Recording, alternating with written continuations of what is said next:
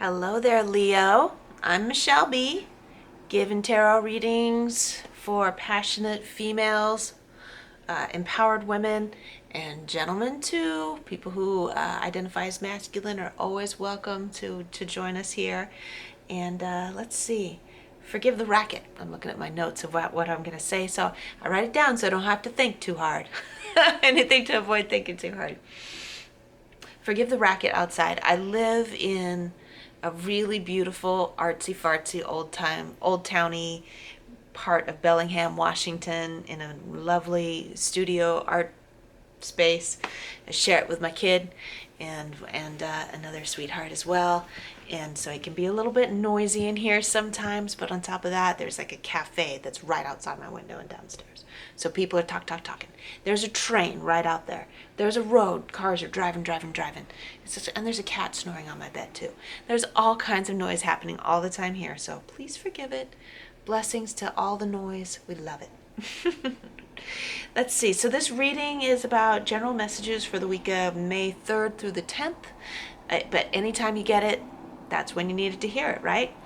And stay tuned to the end for blessings regarding your readings, your messages. It's sending you good vibes for your week ahead, or whenever it is that you end up with stumbling onto this reading. Okay, Leo, here we go. Oh, interesting. Queen of Cups came out.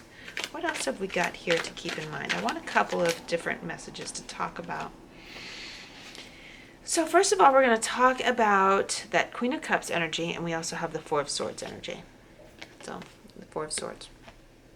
The Queen of Cups energy is all about nurturing yourself, taking care of numero uno, making sure and putting on your oxygen mask before you put someone else's oxygen mask on them, right? It's when you treat yourself really, really well, you're teaching other people how they're supposed to treat you. It took me 40 years to figure this out. I have something like a little thing hanging off of my lip here. It's driving me nuts.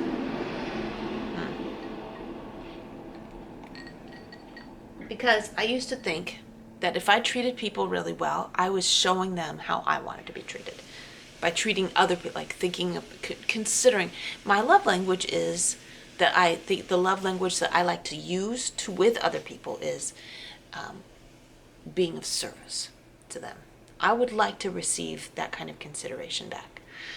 And so I thought, if I'm good enough, if I do enough for other people, if I'm always thinking about what they need first, then they will treat me really well in return. Like they'll value me if I'm always considering what other people need first. They'll say, she's a good girl, we're going to take care of her. All right. So there are two sides of this Queen of Cups, which is the Cancerian energy in the archetypal personalities of the tarot. So on one side, she's the receiver of all of the romantic, emotionally ooey gooey feelings, right? She receives the love, she receives the praise. She's well taken care of. She's she really is the archetypal mother. She also represents the ocean and the moon. On the flip side, she's a martyr. All right. She takes care of other people before herself because she thinks that that's what she must do in order to be a good person. It comes out of a place of caring, very much so. It's like, I care so much about others, I don't ever want to see them suffer.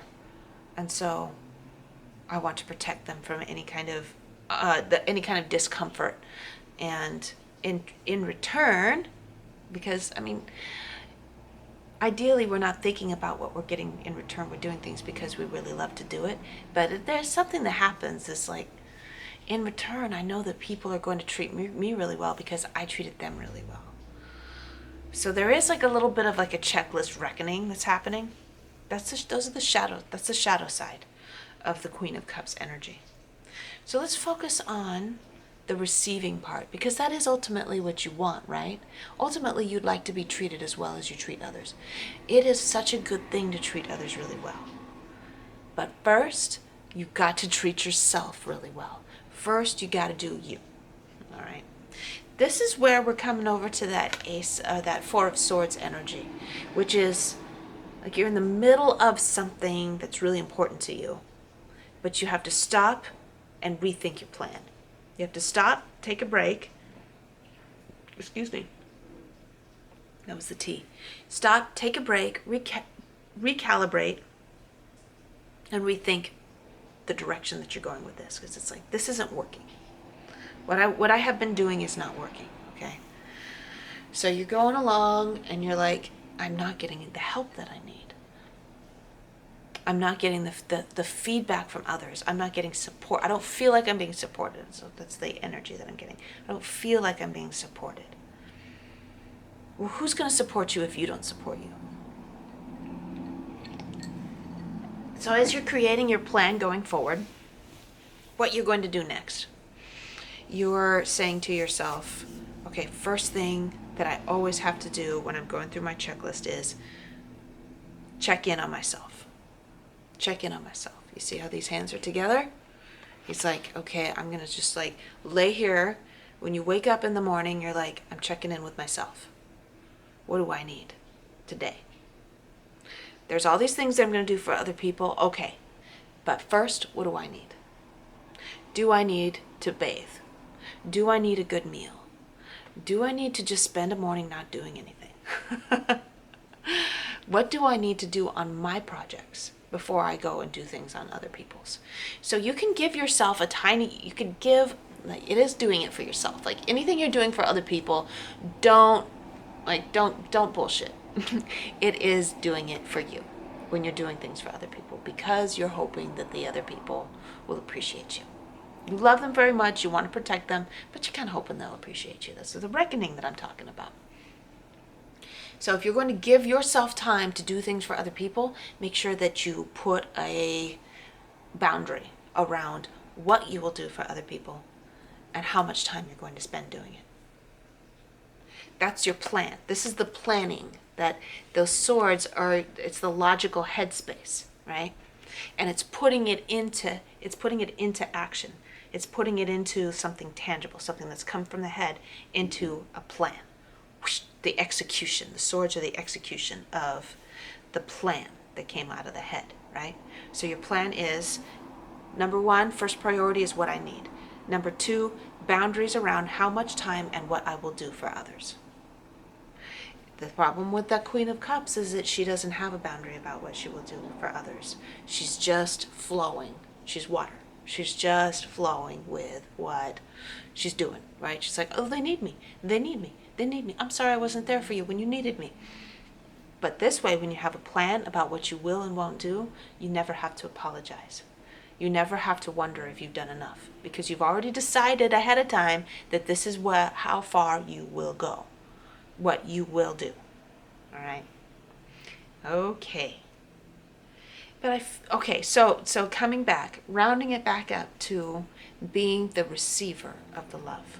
When you set a standard for what you will do for yourself, how much you will do for yourself first before you do things for other people, make sure that standard's really high.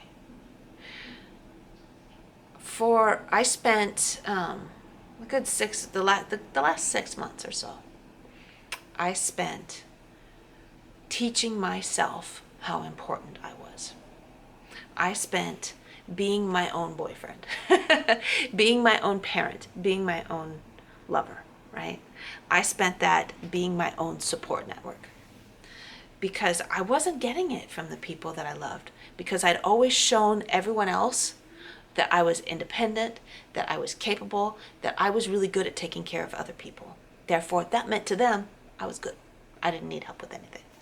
So I spent 6 months just doing me and teaching myself how to ask for things that I would like other people to do for me.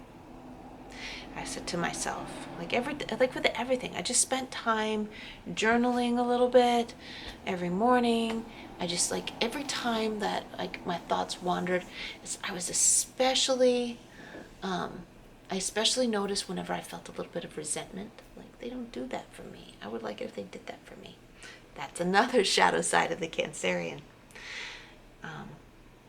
Every time I felt that little bit of resentment, I'd be like, but did I ask? Well, okay, this is one of those things I need to ask for.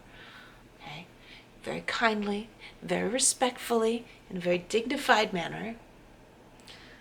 I would really like it if you did that kind of thing. I would really like it if I was able to receive that from you. When it comes up in the future, whatever, right? Would you mind doing this for me when you have a chance? Kind of thing. It would be so helpful if this happened. That gives the other people a thread to follow on how to give to you in the same way that you give to them. But first, it's about teaching yourself to prioritize yourself. So whenever it would come into my head, this person needs this person needs that, and I'm like, oh, that's outside of the boundary. Instead, I'm like, well, what am I going to do? Oh, yeah, me. Oh, yeah. Like, take care of, like, even, like, little stupid things. Even little stupid things, like doing my nails, like the physical nurturing. Once my own bucket was full, I felt so good. And that feeling of being cared for, it attracted more people wanting to do things for me. And even money started rolling in. Even more money started coming in when I started taking really good care of myself. So now, Leo, we've gone on long enough talking about how important it is for you to first prioritize yourself, and second, create a plan about how much you will do for other people. So this is your plan going forward, right? Let's have a little bit of some blessing time for you for this week or whenever you get this reading. Blessings to you for taking care of yourself, Leo. I'm sending out the energy right now, okay? I'm sending it out right now. Grounding it in my body. The feeling of being cared for. I can feel my love bucket filling up for you on your behalf. It feels so good that people care about me and want to take care of me. It feels so good that I know what I need and I can do that. I can do those things for myself. I feel safe that I can take care of myself. And it shows other people how I want to be treated.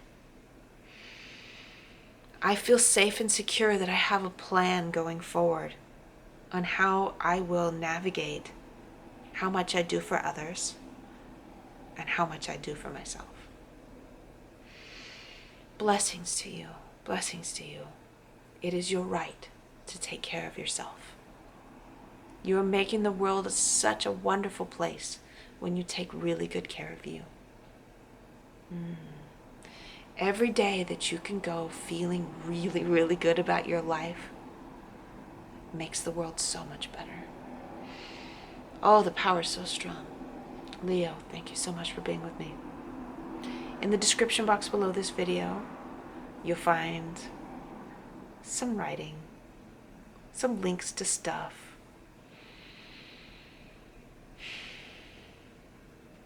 All the things I have going on. Love you.